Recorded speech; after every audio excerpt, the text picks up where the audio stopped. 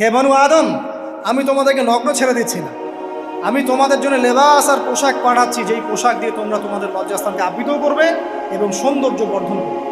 এটা করছি না আমরা এখন? আচ্ছা, ওয়ালিবাসুত তাকওয়া যালিকা খায়র, আর তাকওয়ার লেবাস, তাকওয়ার পোশাকটা হচ্ছে সবচেয়ে উত্তম। যেমন দেখেন, আমাদের সতর কি এই নাভির উপর থেকে হাঁটুর নিচ পর্যন্ত না? তাই বলি কি আমরা সবাই এভাবেই ঘুরি? এটা সর্বনিম্ন একটা স্কেল, তাই না? এর উপর আপনি জুব্বা পরছেন, পাগড়ি পরছেন, টুপি পরছেন, বা আপনি হয়তো আরও ঢিলেঢালা কোনো পোশাক পরছেন, এই পোশাকটাকে বলা হচ্ছে তাকওয়ার পোশাক বা লিবাসুত তাকওয়া যালিকা খায়র, এটা আরও উত্তম।